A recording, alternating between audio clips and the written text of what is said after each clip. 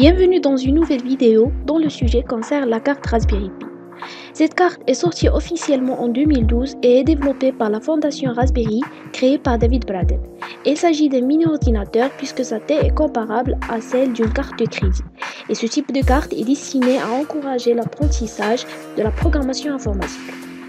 Les cartes Raspberry Pi sont constituées par deux architectures, matérielle et logicielle. Pour l'architecture matérielle, les Raspberry sont basés sur un processeur ARM dont le type change avec le type de la carte, une mémoire RAM qui peut atteindre jusqu'à 1 gigaoctet, un processeur graphique sans oublier les ports USB, les sorties audio et vidéo, l'interface de stockage sur laquelle on installe le système d'exploitation et le port d'alimentation, un micro USB. Pour l'architecture logicielle, comme tout ordinateur, la Raspberry Pi nécessite un système d'exploitation pour fonctionner. Le choix d'un système d'exploitation est une tâche très importante et repose sur les besoins de l'utilisateur, mais le système le plus populaire et reconnu par la communauté Raspberry Pi est le Raspbian, qui est une distribution Linux basée sur le fameux Debian. Depuis 2012, plusieurs modèles de la Raspberry sont déclinés mais restent relativement proches, même si on compte quelques différences entre eux. Comme vous pouvez le voir, les deux modèles B et 2B se diffèrent au niveau de la RAM, la cadence du processeur ainsi que le nombre de ports USB. Mais pour la troisième génération, le modèle B3 qu'on va tester dans cette vidéo embarque un processeur ARM 8 à 64 bits avec une cadence de 1,2 GHz, ainsi que le Wi-Fi et le Bluetooth qui font partie de la Raspberry maintenant.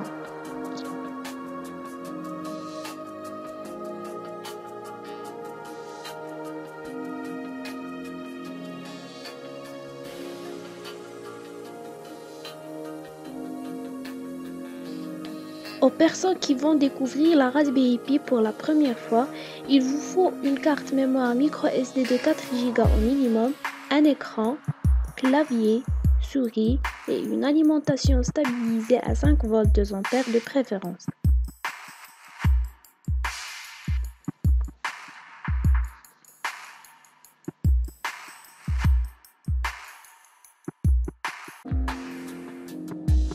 La première étape consiste à préparer la carte micro SD, c'est-à-dire le système d'exploitation. Pour cela, je vous laisse ce lien en barre d'infos pour suivre les étapes.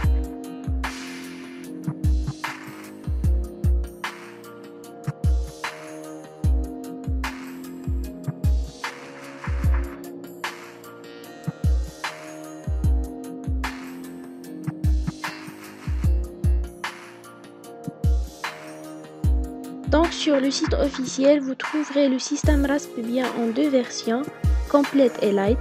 Vous téléchargez la version qui vous semble utile. Vous devez lire les informations mentionnées dans cette page.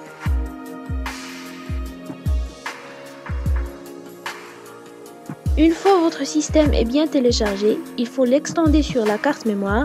Si vous êtes sur Windows, je vous propose Win32. Je laisserai bien sûr la source pour le télécharger en barre d'infos. Continuons la préparation de la carte.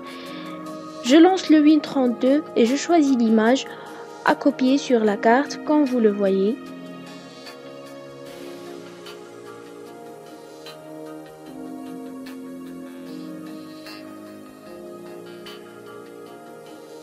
Ensuite, je clique sur Light et j'attends jusqu'à la fin de l'écriture.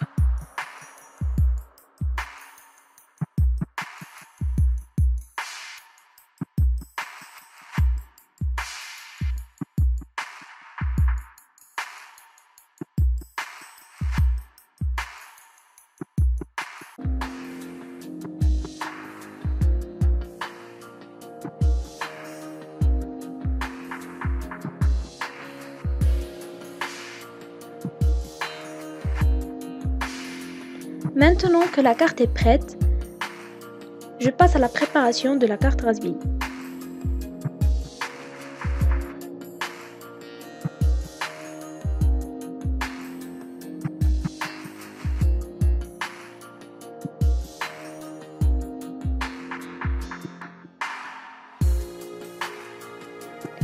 Comme vous pouvez voir, la carte vient dans un emballage bien fermé et très sophistiqué.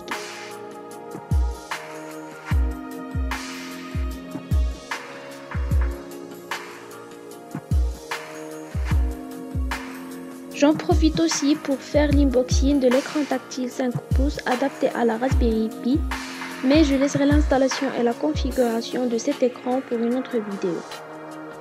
Cet écran dispose d'un port HDMI, port d'alimentation 5 volts séparés et les broches dans lesquelles les GPIO de la carte Raspberry se branchent.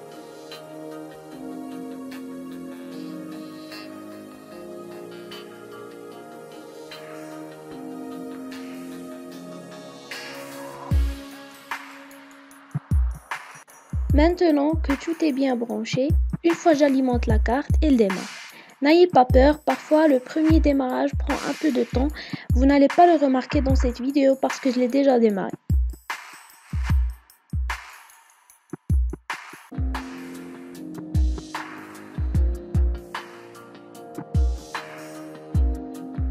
Donc voici le bureau de notre mini ordinateur. Tout est bien installé, les navigateurs, les outils de programmation. Pour l'IDE de l'Arduino n'est pas inclus parmi les systèmes qui sont installés par défaut sur le système d'exploitation. Je ferai une autre vidéo pour vous montrer comment installer l'IDE de l'Arduino sur le système de la Raspberry.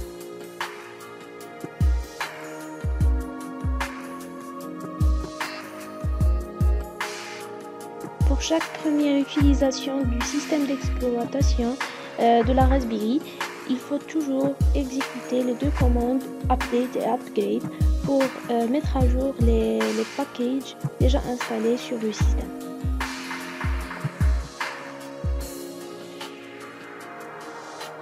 Le fait d'utiliser la Raspberry avec un écran, quelle que soit sa taille, reste encombrante. Pour cela, je vous montre comment contrôler la Raspberry à distance sur ordinateur en utilisant le serveur TightVNC. Cet outil permet l'accès à distance à la Raspberry depuis n'importe quel ordinateur connecté à Internet et utilise une application client VNC. La première chose à faire, c'est d'installer le serveur VNC sur la Raspberry Pi en suivant les instructions détaillées sur l'article suivant que vous le trouverez bien sûr dans la barre d'infos. Ensuite, il faut récupérer l'adresse IP de la carte et télécharger l'application sur l'ordi. Au lancement de l'application sur PC, on choisit une nouvelle connexion, puis on saisit l'adresse IP et le port déjà configuré sur la carte. Comme vous pouvez le voir, j'ai déjà préparé ma carte au préalable.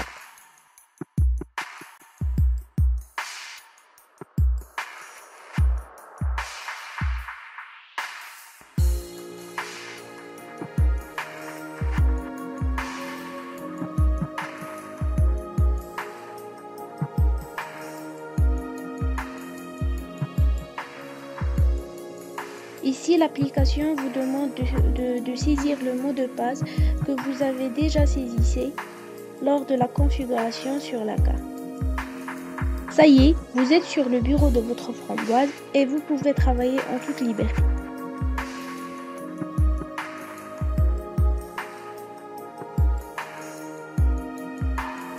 J'espère que la vidéo vous a plu. N'oubliez pas de s'abonner, aimer et partager la vidéo avec vos amis. À la vidéo prochaine.